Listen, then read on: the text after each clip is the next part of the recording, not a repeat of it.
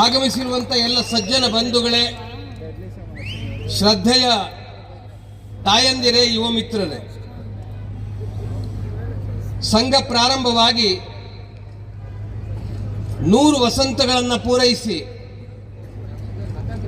101ನೇ ವರ್ಷಕ್ಕೆ ಕಾಲಿಡ್ತಾ ಇರುವಂಥ ಈ ಶುಭ ಸಂದರ್ಭದಲ್ಲಿ ಭಾರತದಾದ್ಯಂತ ಹಿಂದೂ ಸಮಾಜೋತ್ಸವ ನಡೀತಾ ಇದೆ. ಕೆಲವು ಕಡೆಗೆ ಪ್ರತ್ಯೇಕ ವಸತಿ ಮಂಡಲಗಳಲ್ಲಿ, ಕೆಲವು ಕಡೆಗೆ 2, 3, 4 ಮಂಡಲ ಸೇರಿಸಿ, ಹೀಗೆ ದೇಶಾದ್ಯಂತ ಹತ್ತತ್ರ 1 ಲಕ್ಷ ಸಮ್ಮೇಳನಗಳು ಇವತ್ತು ನಡೀತಾ ಇದೆ. ನಮ್ಮ ಈ ಭಾಗದಲ್ಲಿ ನಮ್ಮೆಲ್ಲ ಕಾರ್ಯಕರ್ತರು ಪರಿಶ್ರಮ ಪಟ್ಟು ಬಹಳ ದೊಡ್ಡ ಸಂಖ್ಯೆಯಲ್ಲಿ ನಾವೆಲ್ಲರೂ ಇಲ್ಲಿ ಒಟ್ಟಿಗೆ ಬಂದು ಸೇರಿದ್ದೀವಿ. ನಿಮ್ಮೆಲ್ಲರಿಗೂ ಅಯೋಧ್ಯೆಯ ರಾಮನ ಪರವಾಗಿ ಹೃತ್ಪೂರ್ವಕ ಅಭಿನಂದನೆಗಳನ್ನು ಸಲ್ಲಿಸ್ತೀನಿ. ಸಂಘ ಹಿಂದುವಿನ ಸಂಘಟನೆಗಾಗಿ ಕಳೆದ 100 ವರ್ಷಗಳಿಂದ ಪ್ರಯತ್ನವನ್ನು ಮಾಡ್ತಾ ಇದೆ. ಪ್ರಾರಂಭದಲ್ಲಿ ಸಂಘ ಈ ಕಾರ್ಯ ಶುರು ಮಾಡಿದಾಗ 4 ಜನ ಹುಡುಗರು ಆಟ ಆಡಿದ್ರೆ ದೇಶ ಉದ್ಧಾರ ಆಗತ್ತೇನೋ, ಹಿಂದೂಗಳು ಒಂದಾಗ್ತಾರೇನೋ ಅಂತ ಹೇಳ್ತಿದ್ರು. ಹಿಂದೂ ಅಂದ್ರೆ ಯಾರು ಅಂತ ಪ್ರಶ್ನೆ ಕೇಳ್ತಾ ಇದ್ರು. ಸಂಘ ಒಂದು ನಂಬಿಕೆ ಇಟ್ಕೊಂಡು ಕಳೆದ 100 ವರ್ಷಗಳಿಂದ ಕಾರ್ಯ ಮಾಡ್ತಾ ಬಂತು. ಭಾರತ ಇದು ಹಿಂದೂ ರಾಷ್ಟ್ರ, ಹಿಂದೂ ಎದ್ದಲ್ಲಿ ದೇಶ ಎದ್ದೀತು. ಸಂಘಟಿತ ಹಿಂದೂ ಸಮರ್ಥ ಭಾರತ್. ಜಾತಿ, ಭಾಷೆ, ಪ್ರಾಂತ, ಪಂಗಡ ಎಲ್ಲ ಭೇದ ಮರೆತು ಹಿಂದೂ ಒಂದಾಗಿ ತನ್ನ ರಾಷ್ಟ್ರದ ಉನ್ನತಿಗಾಗಿ ಪರಿಶ್ರಮ ಪಟ್ಟರೆ ವಿಶ್ವಕ್ಕೆ ಮಾರ್ಗದರ್ಶನ ಮಾಡುವ, ವಿಶ್ವದ ಕಲ್ಯಾಣದ ಸಾಮರ್ಥ್ಯ ಹಿಂದೂ ಸಮಾಜಕ್ಕಿದೆ. ಈ ನಂಬಿಕೆ ಇಟ್ಕೊಂಡು ಡಾಕ್ಟರ್ ಹೆಡ್ಗೇವಾರ್ ಅವರು ಸಂಘವನ್ನು ಪ್ರಾರಂಭ ಮಾಡೋದು. ಹಿಂದೂ ಅಂದ್ರೆ ಯಾರು? ಹಿಂದೂ ಅಂದ್ರೆ ದೇವನೊಬ್ಬ, ನಾಮ ಹಲವು ಅಂತ ನಂಬುವವನು.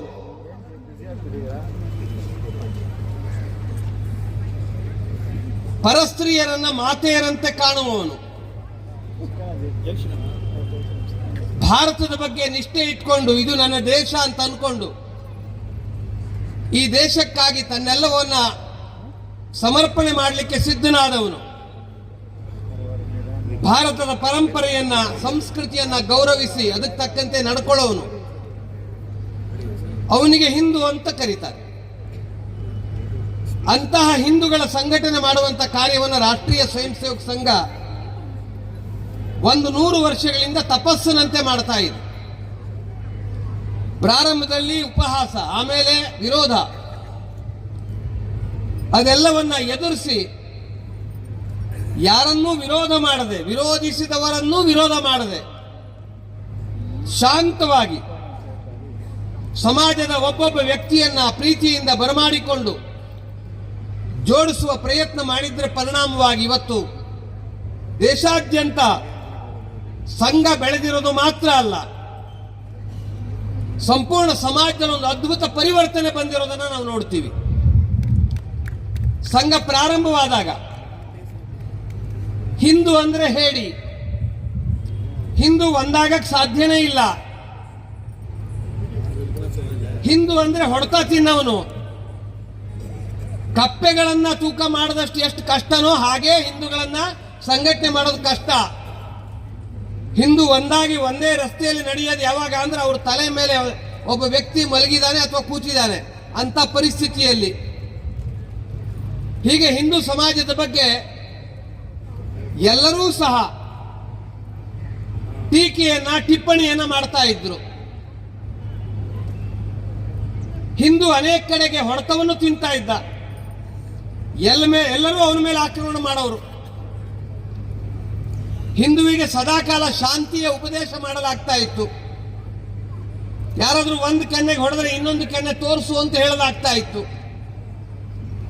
ಅದನ್ನೇ ನಂಬಿಕೊಂಡು ಅಹಿಂಸೆಯ ಪರಮಾವಧಿಯನ್ನ, ನಿಜವಾದ ಧರ್ಮದ ಮಾರ್ಗದಲ್ಲಿ ನಡೆಯೋದು ಬಿಟ್ಟು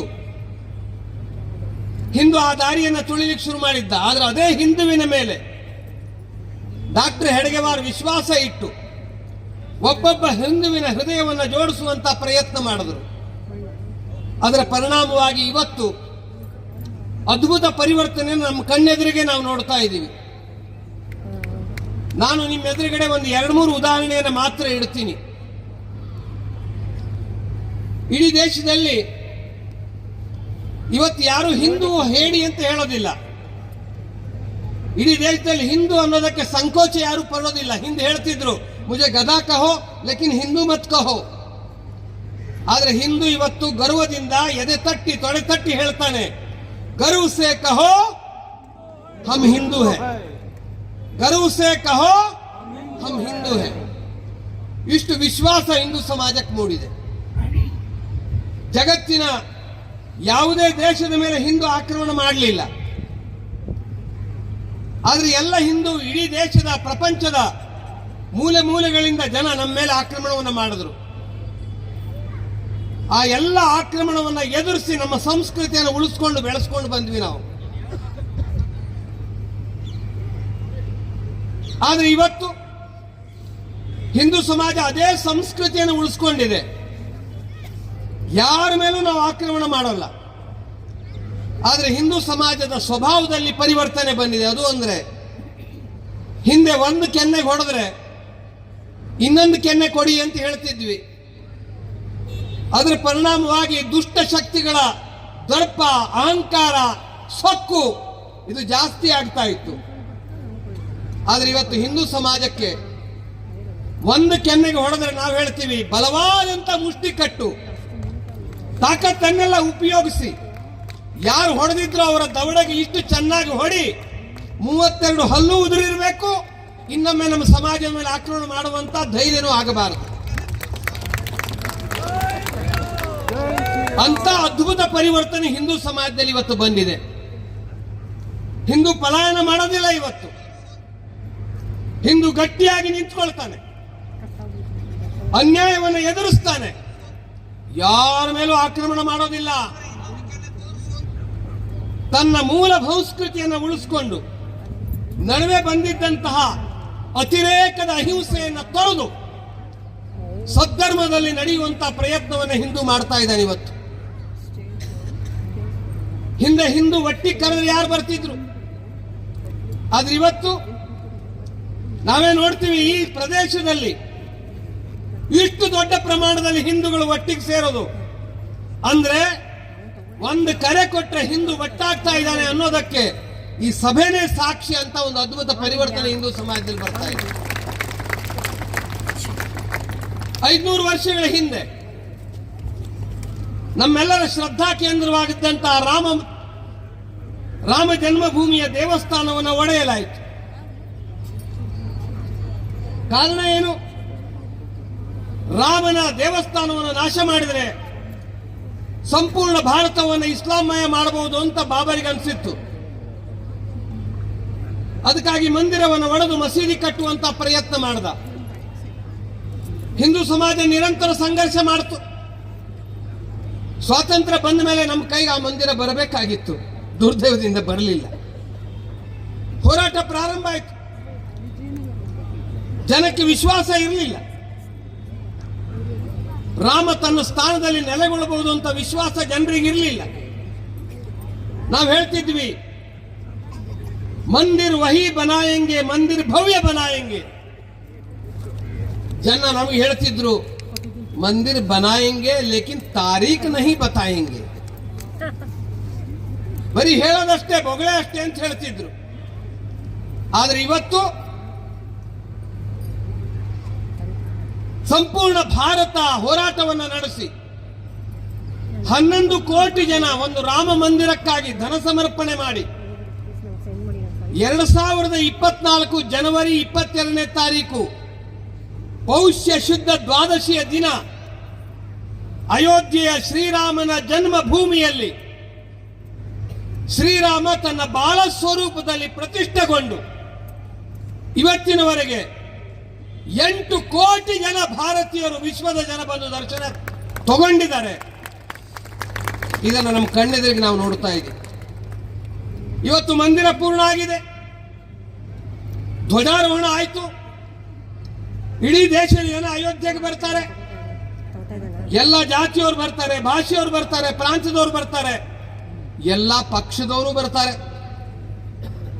ಅನೇಕ ಜನ ಆನಂದದ ಬಾಷ್ಪ ಸುರಿಸೋದನ್ನ ನಾನು ಸ್ವಯಂ ನನ್ನ ಕಣ್ಣಿಂದ ನೋಡಿದ್ದೀನಿ.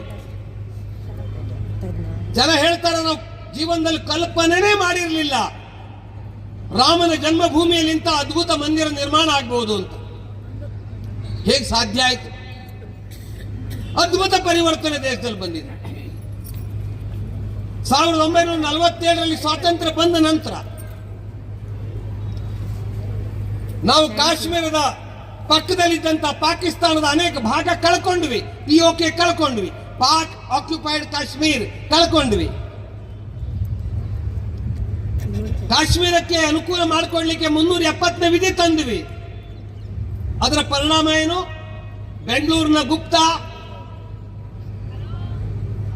ಜಮ್ಮು ಕಾಶ್ಮೀರದಲ್ಲಿ ಭೂಮಿ ತಗೊಂಡು ಹೋಟೆಲ್ ಮಾಡೋ ಹಾಗಿರ್ಲಿಲ್ಲ, ಲಾಜಿಂಗ್ ಮಾಡೋ ಹಾಗಿರ್ಲಿಲ್ಲ. ಕಾಶ್ಮೀರದ ಒಬ್ಬಳು ತಾಯಿ, ನಮ್ಮ ತಂಗಿ, ನಮ್ಮ ಅಕ್ಕ ದೇಶದ ಬೇರೆ ಯಾವ್ದಾದ್ರು ಭೂಭಾಗದ ಜನರನ್ನ ಮದುವೆ ಆದರೆ ಅವಳಿಗೆ ತನ್ನ ಮತದಾನದ ಹಕ್ಕೆ ಹೊರಟೋಗ್ತಿತ್ತು, ಆಸ್ತಿ ಅಂತೂ ದೂರ ಆಗ್ತಿತ್ತು. ಇದೆಲ್ಲರ ಪರಿಣಾಮವಾಗಿ ಉಗ್ರವಾದ ಬೆಳೆದು 3 ಲಕ್ಷ ಕಾಶ್ಮೀರಿ ಪಂಡಿತರನ್ನು ಅಲ್ಲಿಂದ ಓಡಿಸಲಾಯಿತು. ಭೂಮಿ ಕಳ್ಕೊಂಡು ಬೆಂಗಳೂರಿಗೂ ಬಂದು ನಿರಾಶ್ರಿತರಾಗಿ ನೆಲೆಸಿದ್ದಾರೆ ಅವರು. ಆದ್ರೆ ಇವತ್ತು 100 ವರ್ಷಗಳ ಸಂಘದ ತಪಸ್ಸಿನ ಪರಿಣಾಮ 370ನೇ ವಿಧಿ ಹೊರಟೋಯ್ತು. ವಜ್ರದೇಹಿ ಮಠದ ಸ್ವಾಮೀಜಿಗಳು ಅಲ್ಲಿ ಹೋಗಿ ಭೂಮಿ ತಗೊಂಡು ಗುರುಕುಲ ಪ್ರಾರಂಭ ಮಾಡಬಹುದು. ಅಕ್ಕ ಅಲ್ಲಿ ಹೋಗಿ ಒಂದು ಫಿಲ್ಮ್ ಚೇಂಬರ್ ಕಟ್ಟಬಹುದು. ಅಲ್ಲಿ ಹೋಗಿ ನಮ್ಮೂರಿನ ಗುಪ್ತಾ ಭೂಮಿ ತಗೊಂಡು ಹೋಟೆಲ್ ಕಟ್ಟಬಹುದು, ವ್ಯವಸಾಯ ಮಾಡಬಹುದು. ಇಂಥ ಅದ್ಭುತ ಪರಿವರ್ತನೆ ನೀವು ಯಾರಾದ್ರೂ ಕಲ್ಪನೆ ಮಾಡಿದ್ರೋ ಇಲ್ವೋ? ಮಾಡಿರಲಿಲ್ಲ. ಇದೆಲ್ಲವೂ ಸಾಧ್ಯವಾಗಿದ್ದು ಹೇಗೆ? 100 ವರ್ಷ ಶಾಂತವಾಗಿ, ಮೌನವಾಗಿ, ನಿರಂತರ ತಪಸ್ಸು, ಅದರ ಪರಿಣಾಮ ಇವತ್ತು ಕಾಣಿಸ್ತಾ ಇದೆ. ಇಷ್ಟು ವರ್ಷಗಳವರೆಗೆ ನಮ್ಮ ದೇಶದ ಮೇಲೆ ಎಷ್ಟು ಆಕ್ರಮಣ ನಡೆದಿದೆ.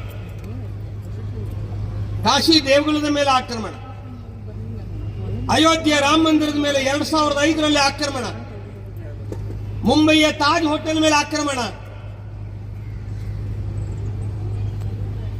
ನಮ್ಮ ಸಂಸತ್ತಿನ ಮೇಲೂ ಆಕ್ರಮಣ, ಅನೇಕ ಸೈನಿಕರನ್ನ ಕೊಂದರು, 3 ಲಕ್ಷ ಜನ ಕಾಶ್ಮೀರದಿಂದ ನಿರಾಶ್ರಿತರಾಗಿ ಓಡಿ ಬರಬೇಕಾಯಿತು. ಇಷ್ಟಾದರೂ ಯಾವುದೇ ಸರ್ಕಾರ ಯಾವ ಗಟ್ಟಿಯಾದಂತ ನಿಲುವನ್ನು ತಗೊಳ್ಳಿಲ್ಲ. ಆದರೆ ಸಂಪೂರ್ಣ ಸಮಾಜದ ಜಾಗೃತಿ ಆಗಿದ್ದರ ಪರಿಣಾಮವಾಗಿ 25 ಜನರ ಸಿಂಧೂರ ಅಳಿಸಿದ್ದಕ್ಕೆ 100 ಜನ ಉಗ್ರಗಾಮಿಗಳ ಮನೆ ಒಳಗಡೆ ನಮ್ಮ ಕ್ಷಿಪಣಿಗಳನ್ನು ನುಗ್ಗಿಸಿ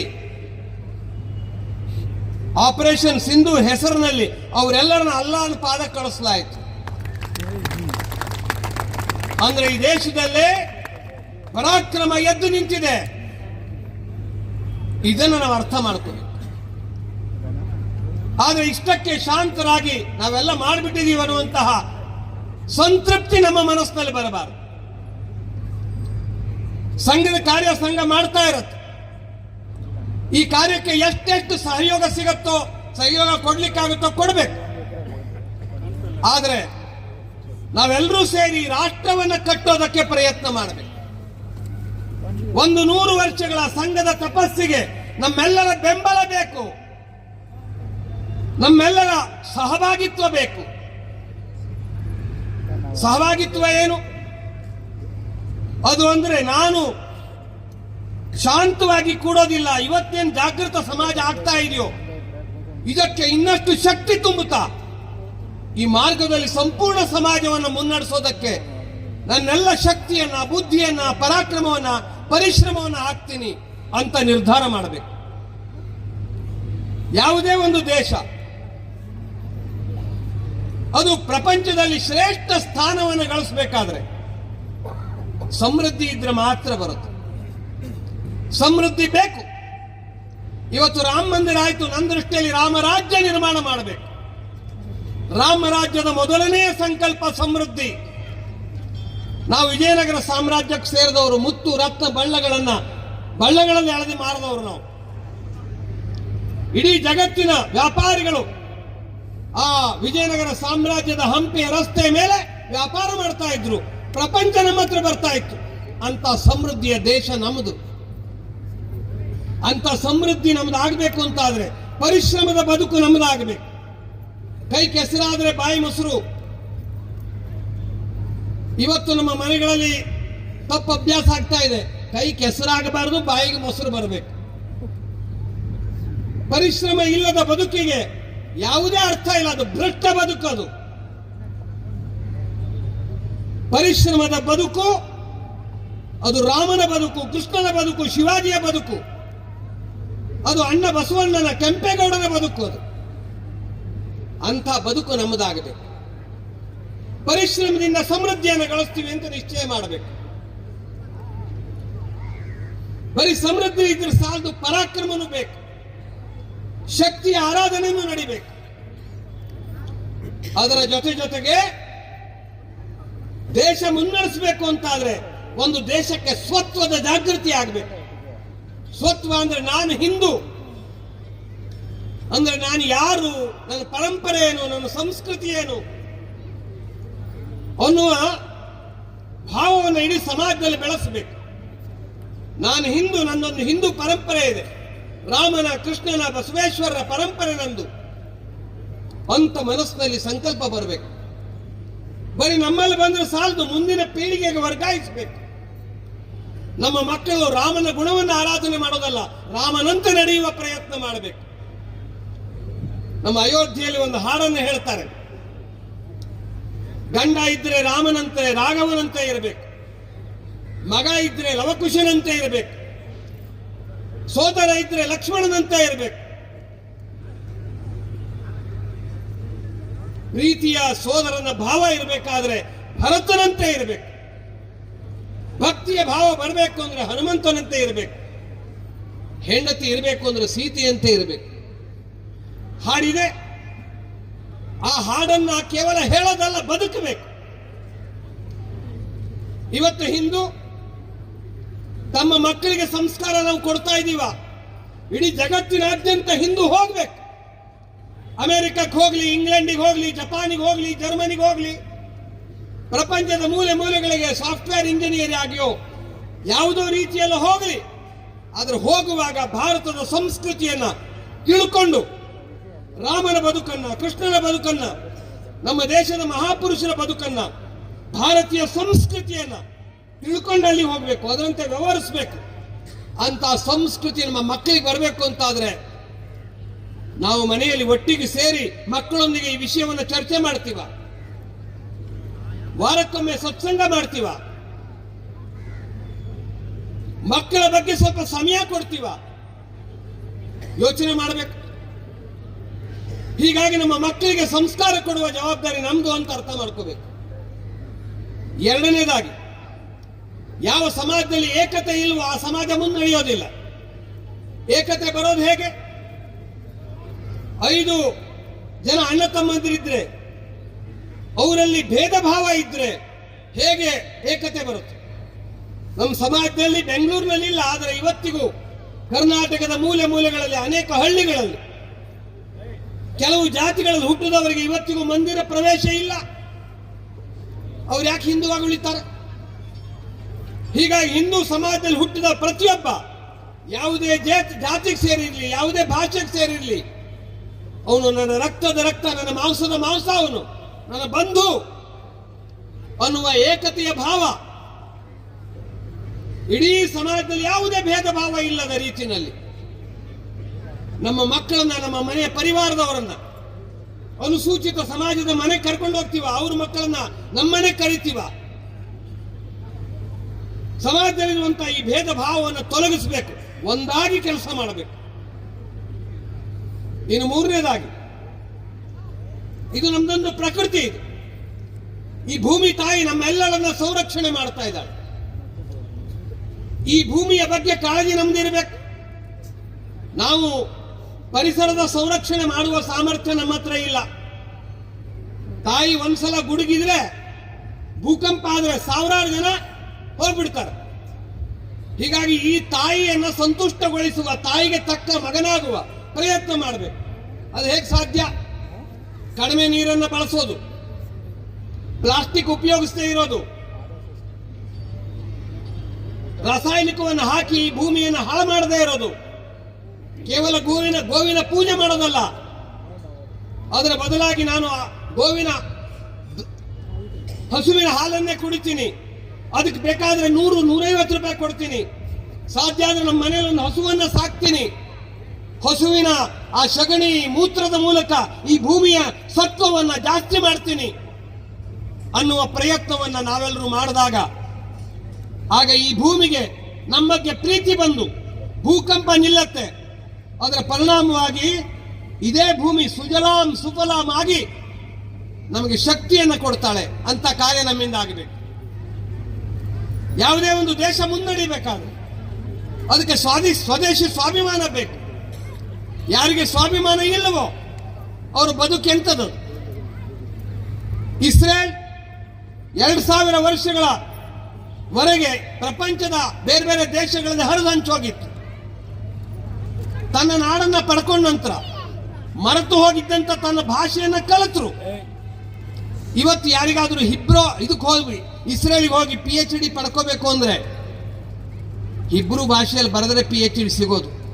ಆದ್ರೆ ಭಾರತದಲ್ಲಿ ಹಂಗಿಲ್ಲ, ಇಂಗ್ಲಿಷಲ್ಲಿ ಬರೆದ್ರು PhD ಸಿಗತ್ತೆ. ಕೆಲವರು ಹೇಳ್ತಾರೆ ಇಂಗ್ಲಿಷ್ನಲ್ಲಿ ಬರೆದ್ರೇ PhD ಸಿಗತ್ತೆ. ಇಷ್ಟು ನಮ್ಮ ಪರಕೀಯ ವ್ಯಾಮೋಹ. ನಮ್ಮ ಹಸ್ತಾಕ್ಷರನೂ ಇಂಗ್ಲಿಷು. ನಮ್ಮ ಭಾಷೆಯಲ್ಲಿ ತಮಿಳಿನಲ್ಲಿ, ಹಿಂದಿಯಲ್ಲಿ, ಕನ್ನಡದಲ್ಲಿ ಸಹಿ ಹಾಕಿದ್ರೆ ಬ್ಯಾಂಕ್ನವ್ರು ತಗೋತಾರ ಇಲ್ವೋ? ತಗೋತಾರೆ. ಆದ್ರೆ ನಮ್ಮ ಸಹಿನೂ ಇಂಗ್ಲಿಷ್. ನಮಗೆ ಎಲ್ಲ ಪರಕೀಯ. ಈ ವ್ಯಾಮೋಹವನ್ನು ತೊರೆದು ಸ್ವದೇಶಿ ಸ್ವಾಭಿಮಾನದ ಬದುಕು ನಮ್ಮದಾಗಬೇಕು. ದೇಶದ ಹಿತಕ್ಕಾಗಿ ಬದುಕುವ ಸಂಕಲ್ಪ ನಮ್ಮದಾಗಬೇಕು. ದೇಶಕ್ಕೆ ಹೆಸರು ಬೇಕು ಅಂತಾದ್ರೆ ಬೆಂಗಳೂರಿನ ರಸ್ತೆ ಮೇಲೆ ಎಲ್ಲಿ ಬೇಕಾದ್ರಲ್ಲಿ ಉಗುಳೋದು, ಎಲ್ಲಿ ಬೇಕಾದಲ್ಲಿ ಕಸ ಹಾಕೋದು, ಎಲ್ಲಿ ಬೇಕಾದಲ್ಲಿ ಮಲಮೂತ್ರ ವಿಸರ್ಜನೆ ಮಾಡೋದು, ಯಾರ ಜೊತೆಗೋ ಹೇಗೆ ಬೇಕಾದ್ರೂ ಮಾತಾಡೋದು, ಪೊಲೀಸರಿದ್ದಾಗ ಮಾತ್ರ ರಸ್ತೆಯಲ್ಲಿ ಎಲ್ಲ ನಿಯಮ ಪಾಲನೆ ಮಾಡೋದು, ಈ ಭ್ರಷ್ಟಾಚಾರದ ಬದುಕಿನಿಂದ ಹೊರಗೆ ಬಂದು ನಿಜವಾದ ಅರ್ಥದಲ್ಲಿ ನನ್ನ ಒಂದೊಂದು ವ್ಯವಹಾರ ಪ್ರಪಂಚದ ಜನರನ್ನ ಭಾರತದ ಕಡೆಗೆ ಆಕರ್ಷಣೆ ಮಾಡುವಷ್ಟು ಉತ್ತಮ ವ್ಯವಹಾರ ನಂದಾಗಬೇಕು. ಕಸ ಹಾಕುದಾದ್ರೆ ಕಸದ ಬುಟ್ಟಿಗೆ ಹಾಕ್ತೀನಿ. ಉಗುಳಬೇಕು ಅಂತಾದ್ರೆ ಎಲ್ಲಿ ಉಗುಳಬೇಕು ಅಲ್ಲೂ ಉಗುಳ್ತೀನಿ. ಎಲ್ಲಿ ಬೇಕಾದಲ್ಲಿ ಹೊಲಸು ಮಾಡೋದಿಲ್ಲ. ನಾನು ಜನರ ಜೊತೆಗೆ ಉತ್ತಮ ವ್ಯವಹಾರ ಮಾಡ್ತೀನಿ. ರಸ್ತೆಯ ನಿಯಮವನ್ನು ಪಾಲನೆ ಮಾಡ್ತೀನಿ. 5 ವರ್ಷ ಬೈದು ವೋಟ್ ಹಾಕುವಾಗ ಮನೇಲಿ ಕೂಡುವ ಕೆಟ್ಟ ಮತದಾರ ನಾನಾಗೋದಿಲ್ಲ. ಅದರ ಬದಲಾಗಿ ಮತದಾನ ನನ್ನ ಹಕ್ಕು, ನನ್ನ ಕರ್ತವ್ಯ ಅಂತ ಅನ್ಕೊಂಡು ಯಾರನ್ನ ದೇಶದ ಅಧಿಕಾರದ ಸ್ಥಾನದಲ್ಲಿ ಕೂಡಿಸ್ಬೇಕೋ ಅವರನ್ನ ಕೂಡಿಸ್ಲಿಕ್ಕೆ ನಾನು ಮತ ಹಾಕಿಯೇ ಹಾಕ್ತೀನಿ ಅನ್ನುವ ಸಂಕಲ್ಪ. ಎಲ್ಲ ನಿಯಮಗಳನ್ನು ಪಾಲನೆ ಮಾಡುವ ಸಂಕಲ್ಪ, ಟ್ಯಾಕ್ಸ್ ಕಟ್ಟುವ ಸಂಕಲ್ಪ, ದೇಶದ ಅಭಿವೃದ್ಧಿಗಾಗಿ ನನ್ನ ಕೊಡುಗೆಯನ್ನು ಕೊಡುವ ಸಂಕಲ್ಪ. ಈ ರೀತಿ ಮಾಡಿದಾಗ ಭಾರತ ಇಡೀ ಜಗತ್ತಿಗೆ ಮಾರ್ಗದರ್ಶನ ಮಾಡುವಂತ ಸಾಮರ್ಥ್ಯವನ್ನು ಪಡ್ಕೊಳ್ಳುತ್ತೆ. ಆ ಕಾರ್ಯವನ್ನು ನಾವೆಲ್ಲರೂ ಮಾಡಬೇಕು. ಜಗತ್ತು ನಮ್ಮ ಕಡೆ ನೋಡ್ತಾ ಇದೆ. ನಾವು ಒಳ್ಳೆಯವರಲ್ವ? ಎಂಥ ಒಳ್ಳೆಯವರು. ಜಗತ್ತು ಕೊರೋನಾ ಪೀಡಿತರಾದಾಗ ಭಾರತದ ನೆಲದಲ್ಲಿ ತಯಾರಾದಂತಹ ಇಂಜೆಕ್ಷನ್ ಅನ್ನ ಪ್ರಪಂಚಕ್ಕೆ ವಿತರಣೆ ಮಾಡಿದ್ವಿ ನಾವು. ವಸುಧಾ ಏವ ಕುಟುಂಬಕಂ, ಇದು ನಮ್ಮ ಇಚ್ಛೆ. ಭಾರತದ ಅನೇಕ ಸಂತರು ಇವತ್ತು ಜಗತ್ತಿನಾದ್ಯಂತ ಹೋಗ್ತಾರೆ. ಅಲ್ಲಿ ಹೋಗಿ ಭಾರತದ ಸಂಸ್ಕೃತಿಯನ್ನು ಬಿತ್ತುತ್ತಾರೆ. ಜನ ನಮ್ಮ ಕಡೆ ನೋಡ್ತಿದ್ದಾರೆ. ಇಂಥ ಸಂದರ್ಭದಲ್ಲಿ ನಾವು ನಿಜವಾದ ಅರ್ಥದಲ್ಲಿ ಉತ್ತಮ, ಒಳ್ಳೆಯ, ನಿಜವಾದ, ನ್ಯಾಯಯುತವಾದ, ಧರ್ಮಯುತವಾದ ಮಾರ್ಗದಲ್ಲಿ ನಡೆಯುವಂತಹ ಸುಸಂಸ್ಕೃತ, ಸಾಮರ್ಥ್ಯಶಾಲಿ, ಸಂಘಟಿತ ಹಿಂದೂ ಸಮಾಜವಾಗಿ ಬದುಕುವ ಸಂಕಲ್ಪವನ್ನು ಮಾಡಬೇಕು. ನಾವೆಲ್ಲರೂ ಈ ಕಾರ್ಯವನ್ನು, ಇದು ನನ್ನ ಜೀವನದ ವ್ಯವಹಾರ ಅಂತ ಅಂದ್ಕೊಂಡು ಮಾಡ್ಲಿಕ್ಕೆ ಶುರು ಮಾಡಿದರೆ ಆಗ ಪ್ರಪಂಚದಲ್ಲಿ ಎಲ್ಲೇ ಹೋಗಲಿ ಭಾರತಕ್ಕೊಂದು ಗೌರವ ಸಿಗತ್ತೆ. ಅಂತ ಕಾರ್ಯ ನಮ್ಮಿಂದ ಆಗಲಿ, ಈ ಹಿಂದೂ ಸಮಾಜೋತ್ಸವ ಅದಕ್ಕೆ ಪ್ರೇರಣೆ ಆಗಲಿ ಅಂತ ಈ ಸಂದರ್ಭದಲ್ಲಿ ತಮ್ಮೆಲ್ಲರಲ್ಲೂ ವಿನಂತಿ ಮಾಡಿಕೊಂಡು ಶಾಂತವಾಗಿ ಆಲಿಸಿದಂಥ ತಮ್ಮೆಲ್ಲರಿಗೂ, ಮಾತಾಡಲಿಕ್ಕೆ ಅವಕಾಶ ಮಾಡಿಕೊಟ್ಟಂತಹ ಆಯೋಜನಾ ಸಮಿತಿಯವರಿಗೂ, ಇಲ್ಲಿಗೆ ಒಬ್ಬರು ತಮಿಳಿನಿಂದ ಮಾತಾಡ್ಲಿಕ್ಕೆ ಬರಬೇಕಾಗಿತ್ತು, ಅವರನ್ನು ನಾನಂತೂ ತುಂಬಕ್ಕೆ ಸಾಧ್ಯ ಇಲ್ಲ. ಆದರೆ ವಿಚಾರದಿಂದ ಅವರನ್ನು ತುಂಬುವಂಥ ಪ್ರಯತ್ನವನ್ನು ನಾನು ಮಾಡಿದ್ದೀನಿ. ಪುಟ್ಟ ಪ್ರಯತ್ನ ನಂದು. ಅಯೋಧ್ಯೆಗೆ ಬನ್ನಿ, ರಾಮನ ದೇವಸ್ಥಾನದಲ್ಲಿ ನಾವು ರಾಮ ಮಂದಿರ ಮಾತ್ರ ಕಟ್ಟಿಲ್ಲ, ಅದರ ಜೊತೆಗೆ ಸಾಮರಸ್ಯದ ಸಂಕೇತವಾಗಿ ವಾಲ್ಮೀಕಿ ಮಂದಿರವನ್ನು ಕಟ್ಟಿದ್ದೀವಿ. ನಿಷಾದ್ ರಾಜ್ ಗುಹಾ ಯಾರು ಗಂಗೆಯನ್ನು ದಾಟಿಸಿದ್ರೋ ಆತನ ಮಂದಿರವನ್ನು ಕಟ್ಟಿದ್ದೀವಿ. ಪ್ರತಿನಿತ್ಯ ರಾಮನ ಬರುವಿಗಾಗಿ ಆ ವನವಾಸಿ ಮಹಿಳೆ ತಾಯಿ ಶಬರಿ ಪುಷ್ಪವನ್ನು ಆರಿಸಿ ಶೃಂಗಾರ ಮಾಡ್ತಾ ವರ್ಷಾನುಗಟ್ಲೆ ಕಾಯ್ತಾ ಇದ್ಲು. ಅಂತಹ ತಾಯಿ ಶಬರಿ ಮಂದಿರವನ್ನು ಕಟ್ಟಿದ್ದೀವಿ. ರಾಮನಿಂದ ಉದ್ಧಾರವಾದಂತಹ ತಾಯಿ ಅಹಲ್ಯೆ ಮಂದಿರವನ್ನು ಕಟ್ಟಿದ್ದೀವಿ. ಹೀಗೆ ಸಾಮರಸ್ಯದ ಸಂಕೇತವಾಗಿ ತ್ಯಾಗದ ಪರಂಪರೆಯ ಶ್ರೇಷ್ಠ ಮಾದರಿಯಾಗಿ ರಾಮ ಮಂದಿರ ಇದೆ. ಇಡೀ ರಾಮ ಮಂದಿರ ಅಂದ್ರೆ ಅದು ಕೇವಲ ಒಂದು ರಾಮನ ಮಂದಿರವಲ್ಲ, ಅದೊಂದು ರಾಷ್ಟ್ರ ಮಂದಿರ. ಆ ಮಂದಿರಕ್ಕೆ ತಾವೆಲ್ಲರೂ ಪರಿವಾರ ಸಮೇತರಾಗಿ ಬರಬೇಕು ಅಂತ ತಮ್ಮೆಲ್ಲರಲ್ಲಿ ಮತ್ತೆ ಬರಬೇಕು.